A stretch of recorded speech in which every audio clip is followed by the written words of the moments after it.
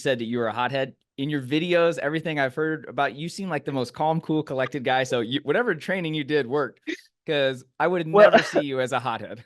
so let me tell you, this is a very important story for me. I think I wrote it in my book, but I was 16, 17 years old. I was starting to get pretty good at the game and went out to a local course here in Los Angeles, played with one of my mentors. She was a PGA instructor. She was just fantastic. And after the round of golf, we get off and she goes, "I'm never playing golf with you again." And I go, "I didn't play that bad. I shot 75 or whatever." She goes, "No, you're miserable on the golf course. You are made everybody else miserable." And that was like, oh my God, this is one of my best friends, my mentor, who's calling me out. So I knew I had a temper, but Mm-hmm. I was now affecting everybody else. And that was my first introduction almost to the mental game because she helped mentor me on that. But I'm like, wait, is that who I want to be out there? So sometimes things trigger. Yeah. So I would think, yes, I'm a fairly composed, positive guy off of the golf course, even back then. But for something, I had triggers because golf was so important to me and became my identity, right? It's like, oh, that's Mm-hmm. who Rick is. He's a golfer.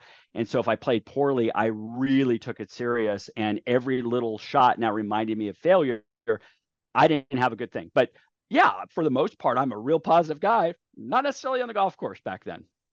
Yeah, no, it's just like you said, all goes back to self-awareness and managing that state and figuring out what's holding you back. Man, so much good stuff. One of the things you talk about too is your energy management and how like when you do get really upset or you have your trigger or whatever, it is exhausting. I think you mentioned in one of your episodes grinding, right? Anytime you feel like you're grinding out there, that doesn't sound fun. I mean, sometimes it is if you're slapping it around, but you still are able to grind out pars and birdies. Like that's kind of rewarding those days. But yeah, mentally grinding is tough. And I think you mentioned that it's just really, really taxing on your mind when you're having those days. So like what can people be doing during the round to focus? I get a lot of questions about focus. Should I focus the whole round? Should I focus, XYZ? I get a lot on that. So how can people focus to conserve their energy and play well from hole 1 to 18 and not feel like a grind out there? Yeah, no, it's a great question because most of the time we talk about energy being physical. Oh, am I physically tired? Right? I can sense that.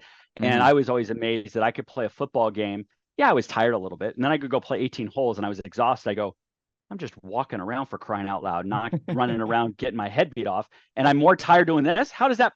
So I go, wow, the negativity, the beating up, the energy that was just frustration, it just chips away at your overall energy storage, right? And so we talked about post shot routine in a way to minimize. So emotions have intensity of emotion. So I used to get angry and frustrated, which is a high intensity going through me. Other people's, like you say, could go pouting. They could just get down on themselves. Okay, that's a different energy, less energy. Okay, so you have an intensity, but more importantly, you have a duration. How long does the emotion stay with you? So I've been, when I was working with Colin Morikawa and practice roundies with John Rahm or something like that, I've seen John Rahm get a little mad. Okay. Yet 10 seconds later, not mad. Oh, interesting. High intensity, but not long duration, right? You saw that with Tiger back in the day. So Mm-hmm. I'm not going to be the one who says, oh, don't get mad per se. We have to be careful of the intensity because it's harder to come back down to neutral. Like I now go Mm-hmm. from frustration, I allow myself to get disappointed. That's a much easier emotion to deal with. But how long does that emotion stay with you? Even those people who pout, okay, and they bring their energy down and they just tank it. Well, it doesn't matter anymore, right? And they're tanking. They have physical energy, no, but they don't want to have any mental energy to take out there. So I do a lot of the post shot routine, a lot of the transition of what am I doing the 2, 3, 4, 5 minutes in between shots. And sometimes you use things like, reboot your computer, right? You have too many browsers open, you got too many windows open, it runs slow, it's stuck. Yeah. I got to turn the damn thing off and reboot it, right? Right. So sometimes that means in between shots, I have to get out of my head. I would, again, like I said, I look out in the distance. I go very, very wide because if I go external wide, that's the opposite of anxiety, which is internal narrow, and I'm spinning in my head. I have to go opposites. The breathing rates in between, Mm-hmm. mindfulness walking. There's different ways to manage that energy. But then, and then we'll get into focus here in a second, how do I get myself centered to get ready for the next shot? There has to be an intention behind that, and there has to be, which we can talk a little bit more in a moment about focus. But energy is super important. And yes, we literally can't focus for 4.5 straight hours. So a lot of the research on flow, a macro flow is somebody, I do corporate speaking, and we say if somebody can get into flow for 30 minutes early in the day, a 30-minute block, they can get a lot done. Woo, a lot done. But if you try to go, I'm going to go 90 minutes, you probably won't be able to, right? So it's a muscle you have to build. In golf, I like to look at it as 80 micro flow moments, okay?